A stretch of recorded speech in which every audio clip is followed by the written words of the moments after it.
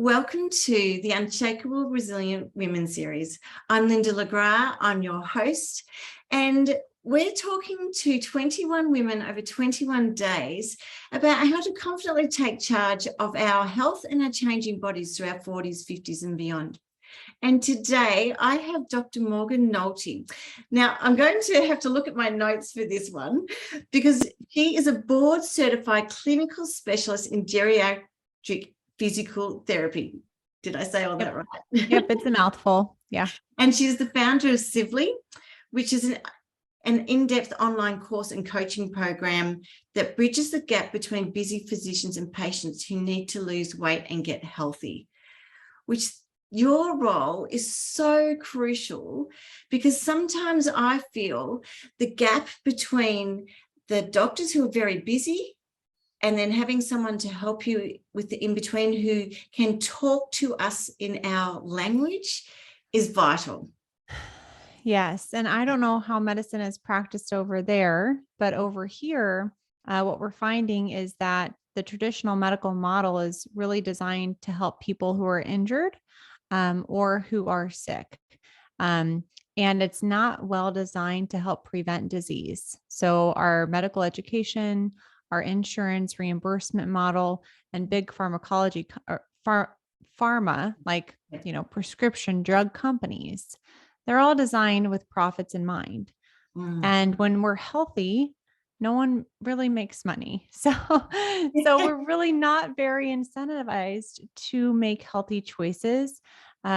Physicians have to see, so many people each day, which reduces the amount of time that they get with their patients. We are seeing a growing body of physicians in functional medicine and lifestyle medicine and integrative medicine, which is great. And I'm just a physical therapist here, but I think that the value that I bring is in my experience of working with geriatrics. So I've seen so many people with diabetes, with heart disease, with dementia, with sarcopenia, with osteoporosis, with falls and fractures, life-ending events. I mean, I've had patients die and it's heartbreaking. And I think what's even more heartbreaking than that is the slow decline that usually precedes the death. So what I want is a really long, active, healthy life, and then a really short decline, and then I want to die.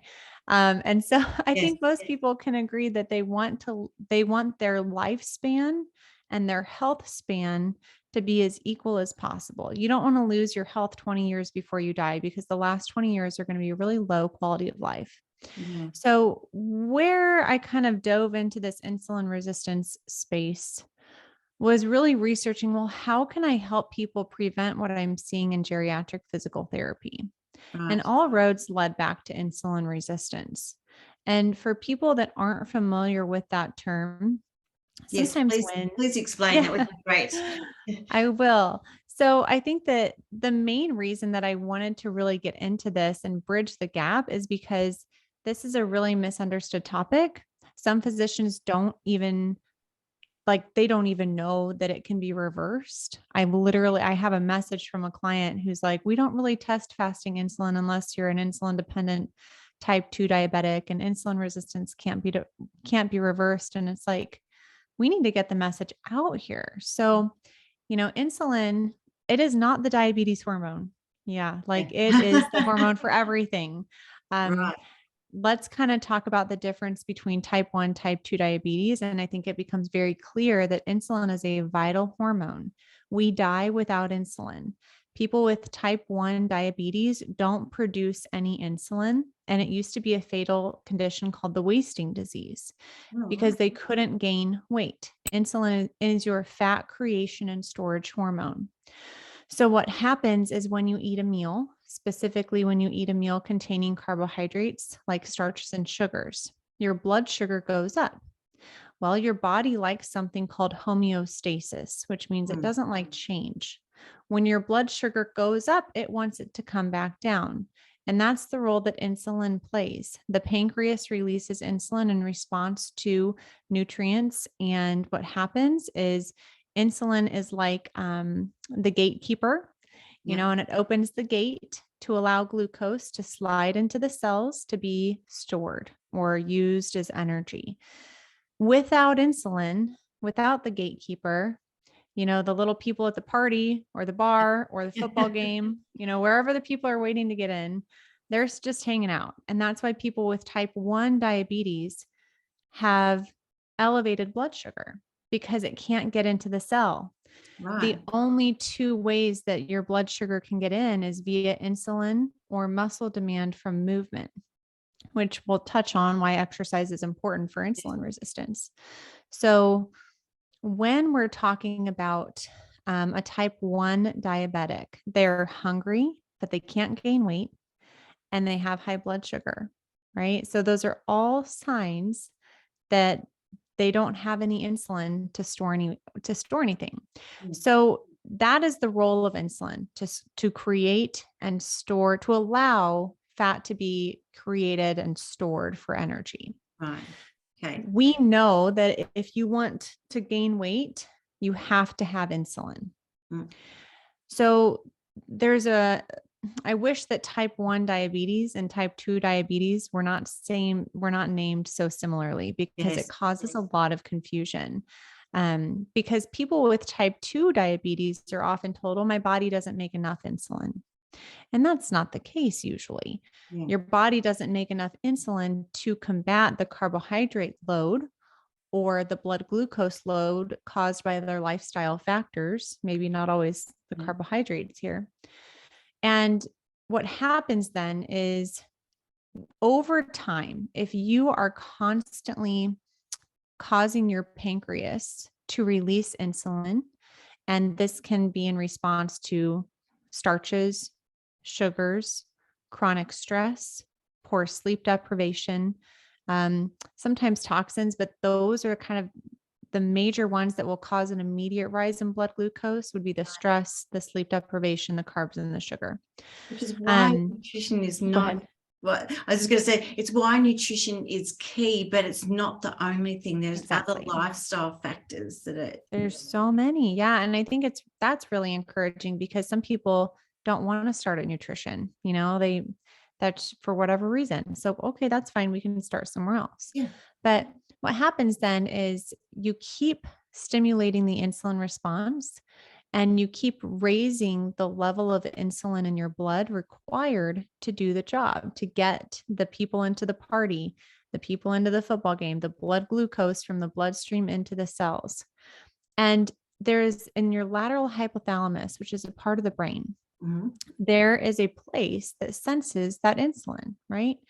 And so what happens is, when insulin is sensed in the brain, your fat storage will go up, right? Because insulin is the fat creation and storage hormone. And then what happens is a hormone called leptin goes up. So leptin is a hormone that's secreted by the fat cells. Your fat is not just like hanging out there. It's an actual endocrine organ that releases hormones. And then that leptin goes to the brain to stimulate. It actually has a negative feedback loop with ghrelin, which is your hunger hormone. So people who naturally regulate their body weight without a lot of effort, that negative feedback loop is working properly to maintain their body kind of set weight or set point weight. But people with insulin resistance have a broken loop where their insulin levels are going up and up. They're storing more and more fat, which releases more and more leptin. The brain becomes resistant to the leptin, and then it doesn't suppress ghrelin. So people keep eating, even though they have plenty of body fat that they could use for energy. And so that's what we see with this kind of combination of insulin resistance and leptin resistance. It's really a hormonal dysfunction. And that's why when people are like, oh, just eat less and exercise more to lose weight, they don't know what they're talking about, or they don't have the time to explain what's actually going on. And we see that a lot in medicine over here. Yes. A lot of physicians just give that general superficial advice that's not helpful. So Morgan, go ahead. When that leptin, the loop, the negative do they feedback actually feel hungry? Like Yes. people, so it's like a type Right. 1 diabetic, right? A Mm. type 1 diabetic is hungry all the time because glucose can't get into the cell because there's no insulin. People with insulin resistance, that's one of the symptoms, is frequent hunger, especially Mm. frequent carb and sugar cravings. Even though they have insulin, the cells are becoming resistant. The doormen are becoming lazy. And Mm. they're like, I don't want to work. I don't want to let people into the party. And so then what happens is your pancreas has to release more and more. And we get something called hyperinsulinemia, which is just high levels of insulin in the blood. And what's really important that people understand is that high blood insulin can predict type 2 diabetes up to 2 decades before fasting glucose, Wow. right? Yeah. So we check fasting glucose regularly, at least over in the States. You Mm. can get a continuous glucose monitor. You can get a at-home finger check for glucose. They make it for insulin, but it's not instantaneous for the finger check, and it's not that accurate from what I'm hearing. You can get a blood draw to get your fasting insulin checked, but Yeah. you might get resistance from your physician even for asking. So, Yeah. Do you know, but I don't know yeah, anyone other than one of my clients who had type 1 diabetes, and she did have, obviously we were having to yeah. work around that when we exercised, but I've never heard of anyone doing that in preparation or being suggested to do that to check where they're at. Yeah. Yeah. Right. And we know there are so many people who are pre-diabetic and have no idea. Absolutely. They just don't know. And so I think what's important to recognize is if you're pre-diabetic, you are insulin resistant. And the thing is, 88% of adults have some degree of insulin resistance. 88%. 88%. Wow. So if you're only looking at the stats for obesity, you're missing the mark, because some people, like, that's just a categorization, right? That So am I doesn't skipping, sorry, indicate metabolic health. am I skipping ahead here? But what should people do when they go and see their allied health, what we call it allied health, because Mhm. it could be, your GP, which GP is the first person we're supposed to go to here most of the time. If we go to our GP first, and then they can recommend someone else, or you can go outside to what we call further allied health and take those steps and initiatives yourself. But then if you want to go get a blood test or something, you have to go back to your doctor, Yeah. get it. So what should we be when we go to our doctor, because I'm due to go and get my blood tests done and make sure that I'm all in good health, and vitamin D, iron, all the typical things that they check, and your cholesterol. But what else could I be asking them that I'd like to get checked Mm-hmm. when it The comes major to thing is, yes, the major thing is a fasting insulin test. fasting So, tests? yep. And ideally that fasting insulin is between 2 and 6 in our units of measurement over here. I know sometimes they're a little bit different. But ideally it's between 2 and 6. And then if you get your fasting glucose checked at the same time, you can calculate something called a HOMA IR score. So HOMA-IR. And you can look up online like what the normative values for that are. And that's kind of Yeah. an insulin resistance score. But what happens is that decades before you even see a rise in blood sugar, Mm. blood insulin is rising in the background. That hyperinsulinemia is going on behind the scenes. And if you're not, and honestly, you're not even going to catch that on a fasting insulin test, but you're going to have some indicator. The best test to catch diabetes earlier than anything else is called the Kraft test, KRAFT.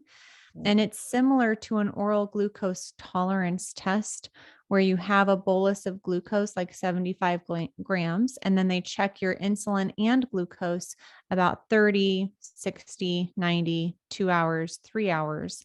And they're looking at what is your insulin doing and what is your glucose doing. So that's the best test to really assess how is your insulin and glucose management going, really. But the good news is that there are so many signs and symptoms of insulin resistance that you can get with the standard blood panel, or just looking at yourself. So some signs would be excessive abdominal fat, so a larger waist circumference, greater than 40 inches for men and 35 for women is the technical. So I'm going to give you some specifics here. Yeah, we say in 80 centimeters and 100 centimeters. 80 centimeters. I know. If you know, like the conversions between Australia and the US, just throw them out there, like just like you did. So blood pressure that's elevated, if it's over 130 or over 85, or if you're taking a medication for high blood pressure, that's a sign of insulin resistance. Yeah. Elevated blood glucose, again, pre-diabetes is insulin resistance. Ideally, your fasting glucose is under 90. Technically over here, ours is like under 100 is considered good. Or you're taking any blood sugar medication. Elevated blood triglycerides. This is a really important one. So if you have elevated levels of blood triglycerides, it means you probably are eating too much sugar in your diet. And that's an indication to really reduce that. So greater than 150 is the technical, definition for high. HDL cholesterol. So if it's under 40 for men, or if it's under 40 for men or under 50 for women, that's a sign of insulin resistance. We want that HDL to be higher than 40 for men, higher than 50 for women. Now, what's interesting here is LDL is not on this list. There is so much misconception about LDL cholesterol. Yeah. And what matters more from a cardiovascular risk standpoint is LDLP, LDL particle number. So I have a really interesting, like little YouTube shorts series. If your audience is into YouTube, they can go to my channel and, look up LDLC versus LDLP and my name. And this little series will pop up where I explain LDLC is the amount of cholesterol, whereas LDLP is the number of particles. And that is what matters. So we have overprescribed statins over here to the detriment of health, because statins can contribute to muscle stiffness, poor blood sugar regulation, and cognitive impairment. And we're lowering LDLC when that is not the harmful stuff, So we have to understand that. In a way, you can get like a lipo profile, I believe it's called, to see your LDLP, or you can do what Dr. Bickman, who's the author of Why We Get Sick, which is an insulin resistance book, he recommends the poor man's method. So this is a really helpful tool. Take your triglycerides divided by your HDL. And ideally that ratio is 1, right? So really low triglycerides, pretty high HDL. That indicates good metabolic health.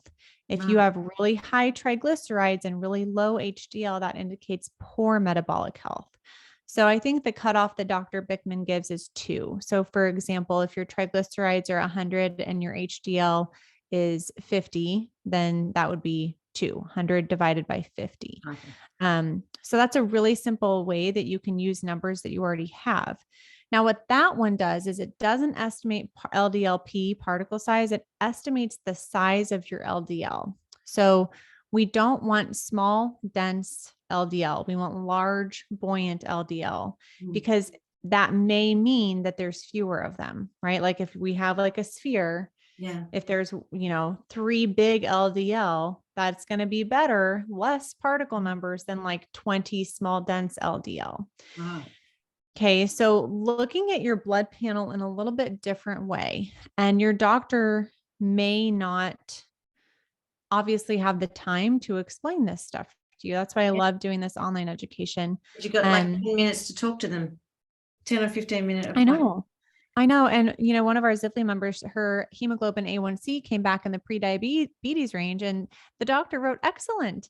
And I'm like, that's not excellent. That's pre-diabetic. And they're not doing anything about it because it's not to the level where they can prescribe a medication. So that is really where traditional medicine, unfortunately, is it seems like, it feels like going, where we don't really do much until we prescribe a medication. And I think that there are doctors moving away to that, like away from that, like I said, but it takes some guts, because you have to get out of the insurance model usually to provide that kind of care. We don't have the insurance model like you've got. Yeah. Luckily we have a lot of free care available to us. We pay it through our taxes. But even still, there's some similarities there. And I just think it's, it's because they're very busy or lack of education around that. The whole statin thing, I'm starting to hear a lot more about that, and how people are, where once they were going, okay, this is what you have to do, we'll just put you onto a pill, is now, well, okay, it's not that they're telling us that, but I think that there's a movement happening to say, okay, we need to look at being preventative versus intervening. Yeah. And we need to prescribe lifestyle interventions before prescriptions, right? Yes. So I think just other symptoms of insulin resistance that people might be noticing are skin tags. So little tags of skin, especially around their neck or their armpits. If you easily retain water, like you bloat easily, that can be a sign, because insulin increases the hormone aldosterone, which causes salt and water retention, which is again why high blood pressure can be a sign of that. If you have a family history of diabetes or heart disease, you are at an increased risk for insulin resistance, and you really want to tighten up the lifestyle to reduce your need of medications.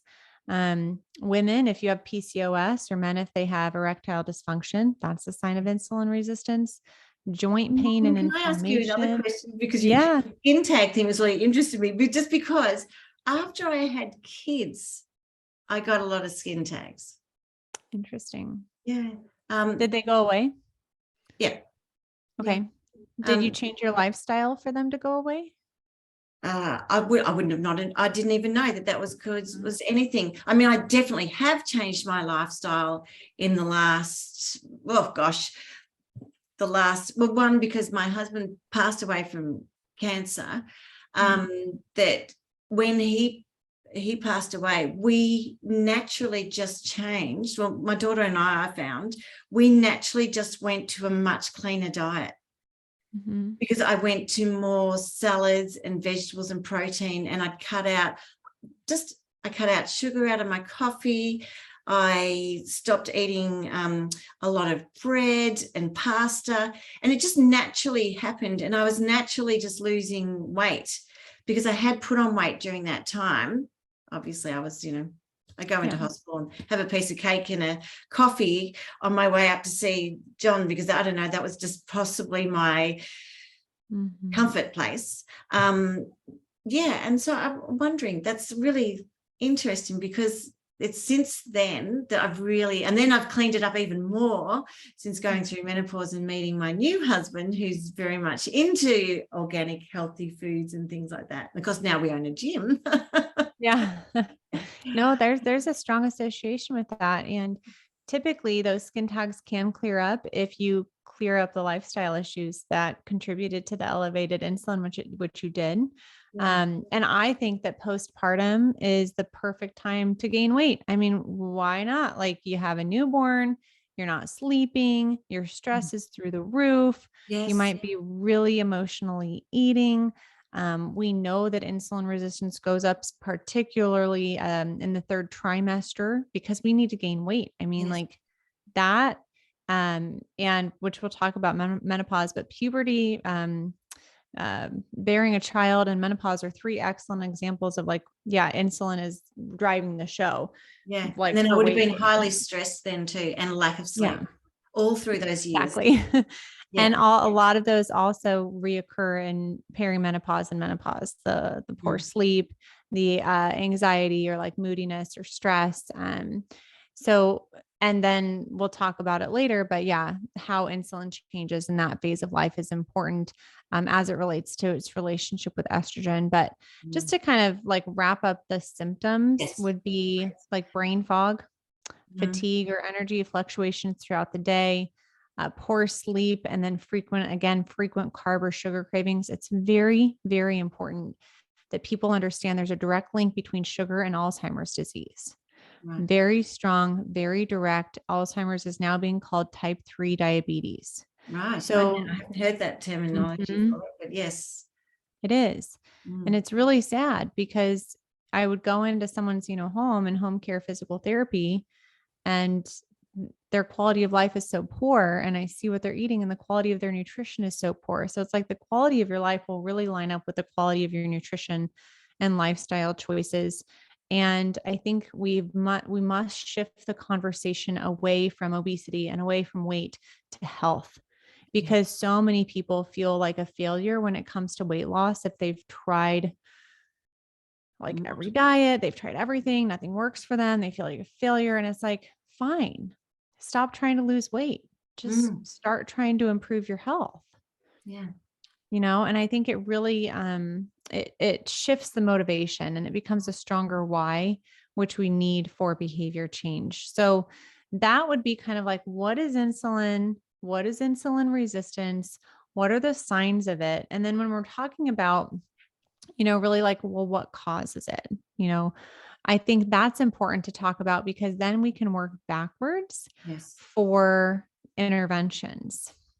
And there's several things, but I'm going to just touch on the major ones today, and I'll try not to go like too into the weeds on things, but nutrition. I know I'm going to have to listen to this again.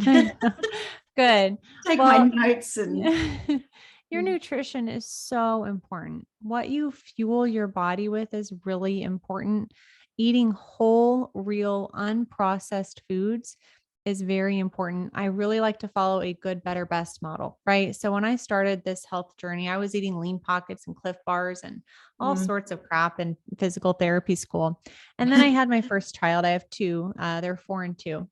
And after my first child, I really was like, wow, I'm not losing the weight like I thought I was going to. And I'd like to lose, the extra 10 pounds. And so I really researched a lot on weight loss, and was pleasantly surprised that all of that research I'd been doing on disease prevention and all of the research I was doing on weight loss, it all landed on insulin resistance. And I'm like, oh, well, that's simple. Just keep insulin low and I'll lose weight and prevent all this stuff. And that's what happens. So what we know is that diet is paramount.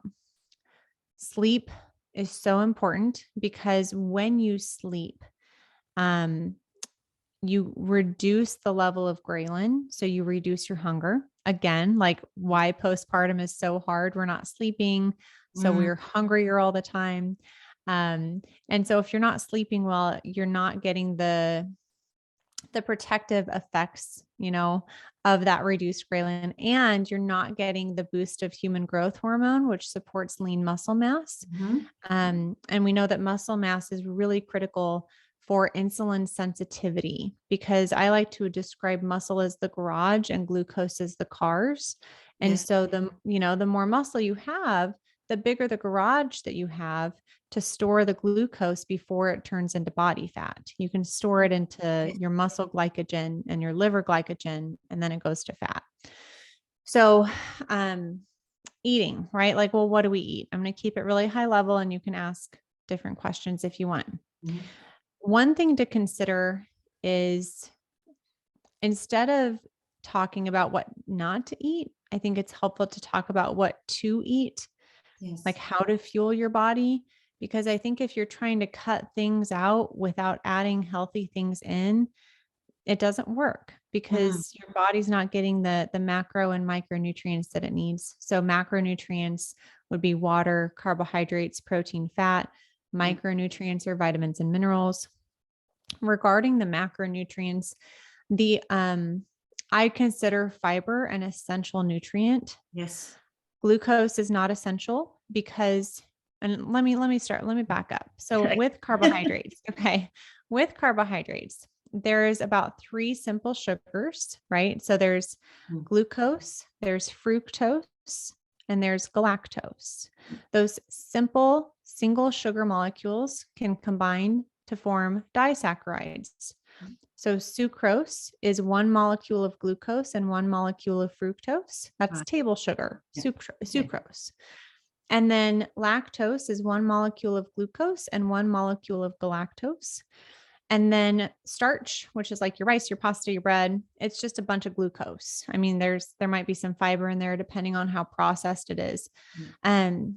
So that's kind of like the single, double, multi carbohydrate molecules. And then we have fiber, which is another, complex carbohydrate. Fiber is essential in the sense that both insoluble fiber and soluble fiber help with digestion. So when eaten from whole real food, Yes. the insoluble fiber is like a lattice, like the thing behind you. Yes. Yeah. A lattice. Yeah. And then the soluble fiber is like balls that plug the holes. Wow. And so when you get it from real food, the two types of fiber create that geometry along the inner lining of your small intestine, the first part, the duodenum, to slow the absorption of food.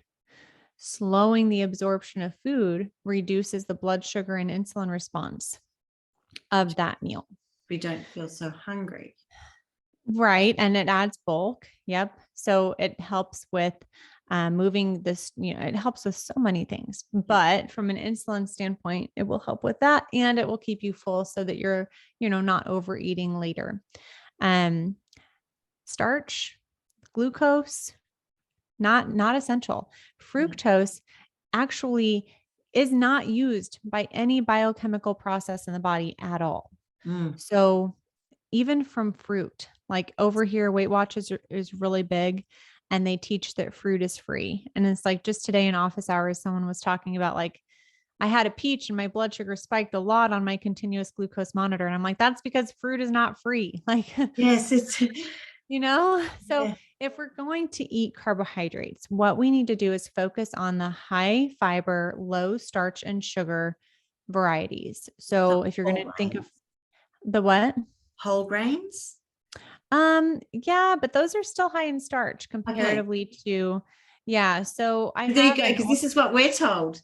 Whole grains. I know. Yeah. I have an ultimate food guide for free. People can go to zivly.com/ultimate food guide. And I have over 40 high fiber foods in there. And one of the tables, I broke it down according to food groups. One of the tables is whole grains. And I talk about like which whole grains are highest in fiber. Yes. But like a lot of people are eating oatmeal for breakfast trying to lose weight, and they don't realize that there's only a couple of grams of fiber. Most of it's just starch that's going to spike that blood sugar. Wow. I've got, I can tell you in my head, like this whole conversation in my head, I am picturing people and pulling them out going, oh, wow, this is the conversation that this is the series, the day they need to watch, because it will make so much sense to them. It will give them a basis to go, okay, I need to think about this differently. Right. Yes. We have to get out of the calories in, calories out. Yes. It's the dumbest piece of weight loss advice ever, because different calories affect your body differently. Fructose, it's not essential at all, and it directly drives liver insulin resistance. That is why added sugar is so harmful. And that is why added sugar is the main driver of non-alcoholic fatty liver disease. So it's very, very, very important that people take sugar seriously. For some people, it's literally addictive. I know I have such a great propensity towards sugar myself, just with how I was raised. So let's kind of talk about some of those carbohydrate sources. If we're going to eat fruit, and I really am a big believer that no food is off limits unless you say it is. Go by the good, better, best. Slowly improve. That's a whole nother podcast on like behavior change and this whole mindset, but we're going to talk strategy today. So berries, raspberries, blackberries, strawberries, those are going to be your best fruits. Blueberries are okay. They are a little bit higher in sugar than the other ones. Other like people don't necessarily can think of these, but like tomatoes, avocados, coconuts, and olives. Those are other excellent high fiber, low sugar fruits. Now the veggies, any green vegetable, fantastic. Yes. I do smaller amounts of the starchier vegetables like sweet potatoes. We love carrots. We love roasted carrots and sweet potatoes and broccoli in our house, cauliflower, pretty much any non-starchy veggie. Enjoy it as much as you want. Starchy veggies, you're going to want to reduce the portion size or just not have them depending on your level of insulin resistance, or not have them often, And then the whole grains are okay, but they are still mostly starch. So Yes. on that ultimate food guide, you're going to really learn that, an avocado has a ton of fiber and like no no starch. So Yeah. that's going to be the better choice than the whole grain that also may have equivalent fiber, but instead of the fat that the avocado has, it has starch for the rest of the calories.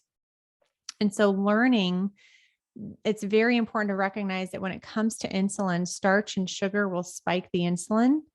Protein has a moderate response and fat has the lowest. So many people have been fearful of eating fat because it has 9 calories per gram. It's like, well, who cares? Yeah. How does it affect your insulin and how does it affect your inflammation? Yes. So the other important thing to recognize about carbohydrates is that they will not trigger satiety hormones as well as protein and fat. So Yes. we know that like peptide YY, GLP-1, those are hormones produced in the gut in response to the foods that you eat to make you feel full. Yes. So that's why you can have like how many 100 calories of cake or potato chips or whatever that's a starch. You just don't get full from that food because it doesn't trigger satiety. Again, contributes to overeating. So this is what's really Go ahead. interesting for me, because I now say, and I've said this several times, that I feel like I eat like a king, but I have protein and fat and vegetables in every single meal that I have. And I'm not hungry. I don't get hungry in between. I don't ever get the 3 o'clock hungry, which I used to get when I was working full time, had young kids, there I would be getting the Tim Tam out or something like that. I do not get that anymore. And I can't stress to people enough that when you start eating like this, you're not craving. And it does take some time, and I think more than anything, it's emotional. Food is very emotional, and there's social barriers to overcome to this. If you don't have family members that are online, or if you have friends that love to go to unhealthy places and order unhealthy food, and coworkers that bring stuff in, or if there's donuts after church and you don't know how to say no to them. And so, knowing what to do, a lot of people know what to do. They're still not doing it. And that's like the behavioral side of the conversation. I always say, like, sustainable weight loss is 2 sides of the coin. There's a strategy, which is what we're briefly touching on today, and the mindset, which we're not really touching on at all today, which is okay. But so when we're talking about carbs, that's a really quick breakdown. And then proteins, really quality sources of protein as much as you can. Wild caught salmon, grass-fed beef. If you don't have a dairy intolerance and it doesn't cause inflammation in your body, like no sugar added, full fat Greek yogurt is great. Yes. We don't need to fear saturated fat as much as we've been led to believe. It's really about the quality of the food that contains the saturated fat. So like processed meat that might be high in saturated fat is much more unhealthy than a cleaner source of meat that's less processed with the additives and the nitrates. So that's important to recognize. And then for protein, go ahead. On the protein side of things, just because I find there's a lot of vegetarians or vegans, what's the best sources of protein for them? Well, soy is a good one. If depending on their thyroids, some people that doesn't jive very well. So like tempeh, edamame, quinoa, but again, a lot of the plant-based sources are high in carbohydrates. And so it becomes really difficult to lower insulin resistance. If you're vegan or vegetarian, you got to really focus on maybe some protein supplementation if they're open to that. Sometimes they're open to including eggs or yogurt as a protein source. So you have to kind of find what works for you. But if you really want to look at like your B vitamins and then protein supplementation, especially with branched chain amino acids. So specifically, there's something called a leucine threshold where we need about 3 grams of leucine, which is one of the essential amino acids to stimulate muscle growth. And so very, very often with like vegans or vegetarians, even like the ones that are trying to eat clean, they have a hard time putting on muscle because they're not stimulating that muscle protein synthesis with at least 3 grams of leucine. Right. Now, 3 grams of leucine can be found in about 30 grams of a quality protein. So, eggs, chicken, steak, fish. That's why I recommend at least 30 grams of protein per meal. Yes. So a bowl of Special K has like 4, people, they market it for weight loss. It's ridiculous. It'll spike your blood sugar. It has no protein, no fats. It's just marketing. So understanding nutrition helps you break through the marketing that big food companies will push to make you buy their food. Right. So when it comes to protein, at least 30 grams per meal. If you're a vegan or vegetarian, I would recommend a BCAA branched chain amino acid supplement. And you can get that online, but be sure that it is one that is unflavored. So a lot of the ones will have sucralose, which is a whole nother topic that we can hopefully get onto today. But then that's protein. You really want to aim for like 1.1 to 1.5 grams per kilogram of body weight a day. Starting at 30 grams a meal, like a lot of people are severely under eating protein right now, and they need a little bit smaller of a goal. Because I think that here in Australia, protein is often associated with putting on weight. That's how they've seen it. Really? Been told, there's fat in, the meat. And so, it's all those. So they're still on like the anti-fat. Yeah, that's such a mindset we have to change. You can't build lean muscle mass without protein and strength training. So you need those 2 stimuli to build lean muscle mass, which is essential for insulin sensitivity, which is essential for weight. And we also know that protein is very satiating. Again, it releases the gut hormones, and it has a higher thermogenic effect of food, which means it takes if you care about calories, here you go. So it requires more calories for your body to break down than fats or carbohydrates. So protein is actually really important for not just healthy weight loss where you're not hungry, but bone health and muscle health and gut health. So we got to rethink the protein here. And then fats are complicated because a lot of, they just demonize fats. It's very unnecessary. There are healthy sources of fats. Those would be the omega-3 fatty acids, the omega-9 fatty acids, and unprocessed omega-6 fatty acids. So think of things like olive oil, avocado oil, avocados, olives, all the nuts and seeds. Coconut's more saturated, but it's still a plant-based source. Salmon, that wild caught salmon, is an excellent source of omega-3. Flaxseed, chia seed. Really, there's wonderful seaweed. Yep. Like the green algae, that's a great source of omega-3s. We want to recognize too, if you're eating omega-3s for the anti-inflammatory property, those are EPA and DHA. And things like the omega-3s from like walnuts or like nuts, plants, except for the green algae, that's the EPA and DHA. That's like an 8 to 15% conversion ratio from ALA, which is the type of omega-3 found in plants, to EPA and DHA. So you're really better off just eating the high quality salmon or other fatty fish or green algae, the seaweed that contain the anti-inflammatory EPA and DHA. So I consider saturated fats neutral if they're healthy sources. So we don't want the processed meats. We don't want the fried foods are just a whole nother level. So we really want to focus on high quality dairy, and coconut, good sources of saturated fat, animal products. A lot of people are concerned about LDL going up on a higher fat diet. It will. I've already told you why that doesn't matter, because total cholesterol and LDL cholesterol are not related to cardiovascular risk. You have to dig deeper and look at the LDL particle and the size of the LDL particles. So that triglyceride to HDL ratio is a helpful thing. I don't want saturated fat to be the primary source of fat in your diet, because then you're missing out on the anti-inflammatory benefits of omega-3, and you're missing out on the antioxidants and phytochemicals in the plants. So that's why I'm not really big on like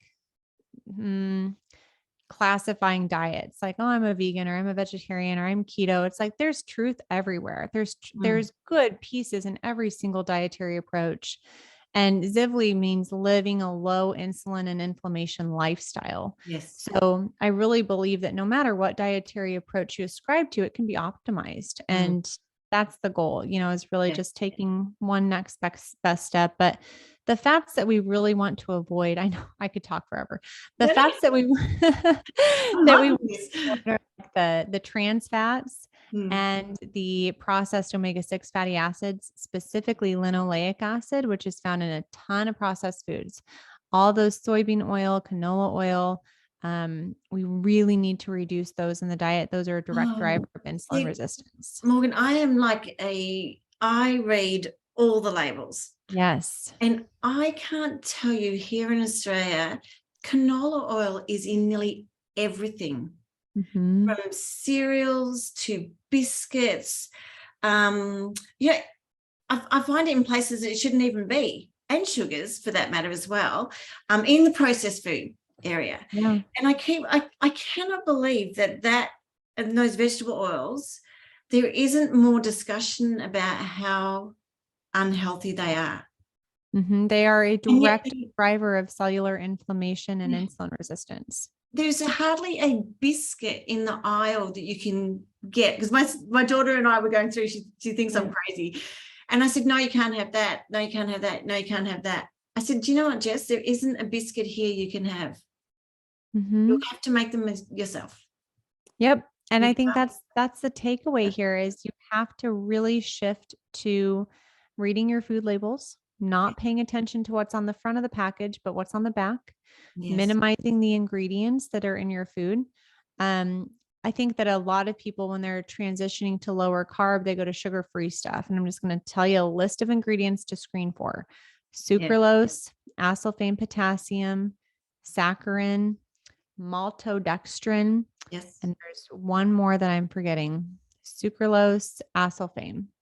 So nope, it's aspartame, acesulfame potassium, and aspartame. So I'm going to repeat those one more time. I'll try aspartame, acesulfame potassium, sucralose, saccharin, and maltodextrin. Maltodextrin is in my deodorant. I kid you not. I need to buy like more natural deodorant. Why would we want to eat a food ingredient that's also in deodorant? Yeah. I don't know. So anyways, those are all fake ingredients, and they will all raise blood sugar. So the first 4 were artificial sweeteners, and then maltodextrin is just a food additive, like a thickener. Yes. And even though they're sugar-free, calorie-free, they will raise blood sugar. Yes. So if you're going to, I read the obesity code. Yeah, it's great, isn't it? Which is a great book, and that's it at our studio. We lend those books out, because we say read these books, because they'll give you an indication, because people were having like Diet Coke, and like they say, no one ever lost weight. No. Because that raises your insulin level. Am I correct? That's how I remember reading from the book. Yeah. And even so, here's the deal: you might see research that it doesn't raise insulin, but it does change your gut microbiome. And your gut microbiome is very important for how we digest and assimilate nutrients. And if you don't have a healthy gut microbiome, you're going to be more likely to be inflamed and store fat. Yes. So even if it doesn't cause a direct blood glucose or insulin response now, a couple of those ingredients might not for some people. It will change your gut microbiome. Yes. So another really, really good book is Metabolical by Dr. Robert Lustig. Right. So if people are looking for some good books, that one, Why We Get Sick by Dr. Ben Bickman, The Obesity Code, all excellent. And then, the other, we started all this on like causes of insulin resistance. And I know that we're running short on time, but when you eat like that, you're not going to want to eat all day. You're going to be satiated, and you'll naturally reduce the number of times that you eat during the day. Every time you eat, you're raising the blood glucose and insulin. So we really want to structure those meals well with enough protein, fat, and fiber to keep you full, like 2 to 3 meals a day, depending on your intermittent fasting schedule.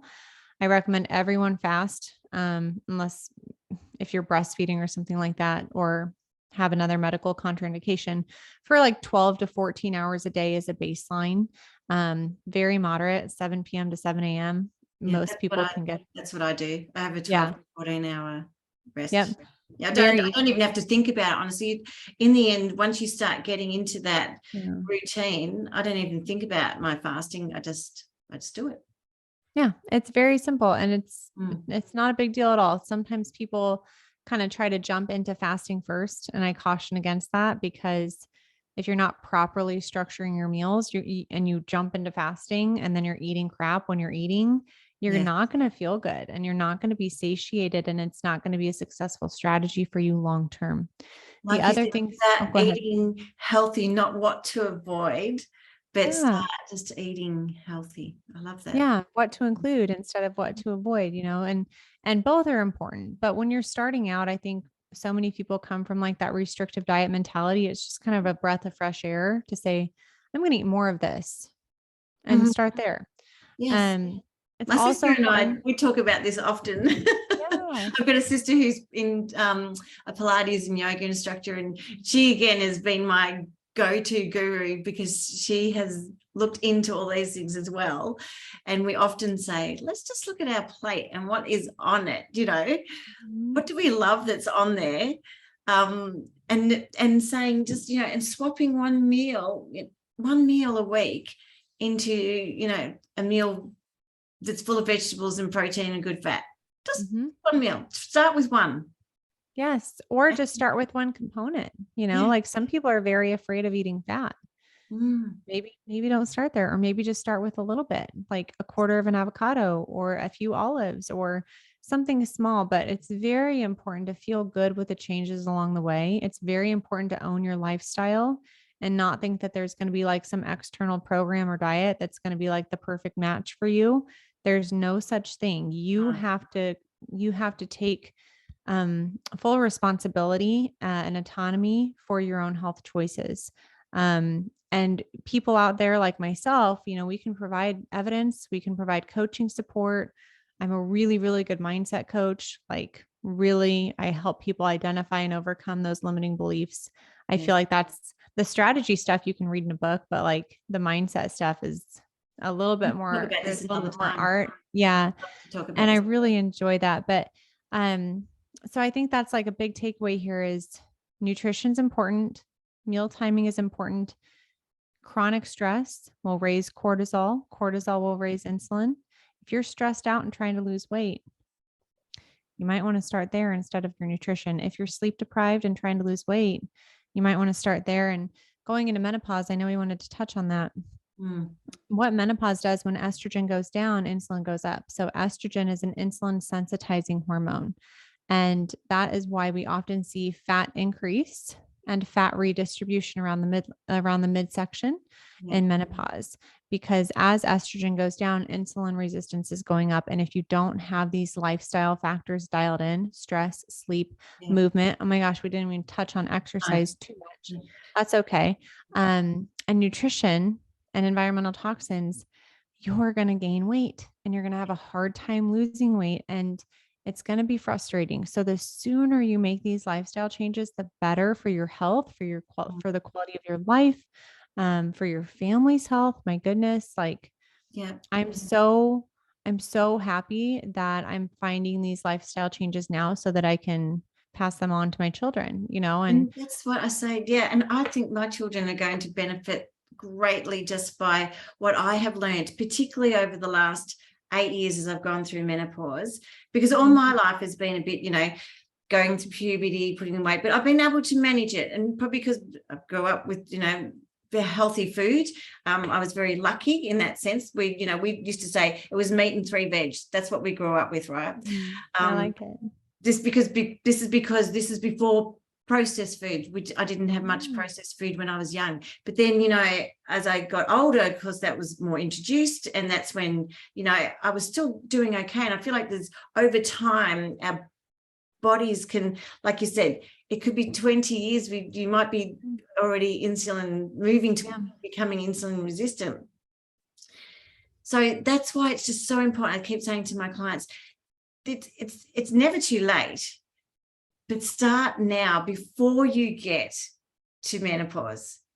Really start educating yourself and educating your family to eat well.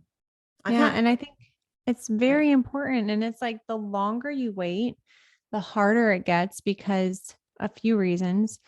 Number one, your habits are more ingrained. Number two, your cognitive ability and your energy decline. That is really important. I see people, it's like, man, we are too little too late, because they don't have the energy to cook healthy food. They don't have the cognitive capacity to follow a recipe anymore. Yeah. And so it's really important that we recognize that. If you've never read the book, the XX Brain, have you read that one? No, but I will. You would love it. It's by Dr. Lisa Mosconi, and it's all about how the brain changes through menopause. And we know that there are some significant brain changes that go on through menopause. And this is a critical time in a woman's life. Like, they see evidence of Alzheimer's at age like 50.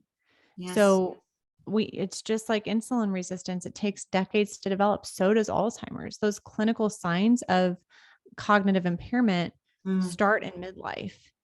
So it's just so important to make these changes as soon as you can. In a way that feels good to you, in a way that feels sustainable and healthy and positive and energetic, not in a way that feels restrictive, not in a way that feels like a crash diet or an all or nothing mentality. So if I had to leave them with any like words of encouragement, that's what it would be. Yes, I love that. I was just going to say, there's one thing I just wanted to go back on, so because we've been going on for some time, and I will try to wrap it up in a minute. But because you have your food guide, that's really interests me, because as we were talking, I was thinking about our Australian food guide that they give us, that as a personal trainer, I'm only allowed to say you can have berries. I'm not even allowed to say you can have raspberries. It's crazy. Anyway, don't even start me on that one. And I'm not admitting that I would tell someone to have raspberries over berries and, get in trouble for that. Anyway, our Australian dietary food guideline was due to change in 2020, or to be updated. It still hasn't been updated, and it's over 15 years old. And oh my goodness. It's on my board down at the studio, because I use it as an example of where we shouldn't be going. Well, no, I'm not allowed to do this. And I will say, well, I don't care. You can tell me that I'm not allowed to, but you're not going to stop me, because we know better. So it's over 2 years overdue, and it's like the big circle, and the carbohydrates is almost a third of it. Yeah. And it doesn't even have water in it. The water's on the side. Like, hydration's not even part of it. And, the oils even says vegetable oil and things like that. I'm thinking, why hasn't this been changed? So I actually went to my local politician and I told her all about it. I said, good for you. Do something about health. This is key. Why aren't we? This needs to be pushed and changed, especially after COVID. Yeah. Oh man. Yeah. COVID has really, the COVID like 19, the weight gain, COVID-19 is real. Yes. COVID increases inflammation, and a rise in inflammation increases your insulin, and high insulin over time leads to insulin resistance. And it's like, recently heard the other day that the average waist in Australia, in America, because it was a piece of American research, has increased over 2 inches over the last 3 years or something. There's actually been a significant increase. Yeah. On average, obviously. Yeah. This is where you're crucial. What you're doing is crucial, Morgan. Yeah. Really is. So I am going to start wrapping it up, because we'll have to do this again another time. First of all, your gift today has been everything that you have said. And I know you have another gift, but I just want to say your gift today really has been all the information that you've provided. I will have to watch this again and again and take notes. Yeah. I'm going to take this to my doctor when I go and have my next blood test. Good. And I have so many YouTube videos too. Just explaining what I just said, like basics about nutrition that are not hard to understand.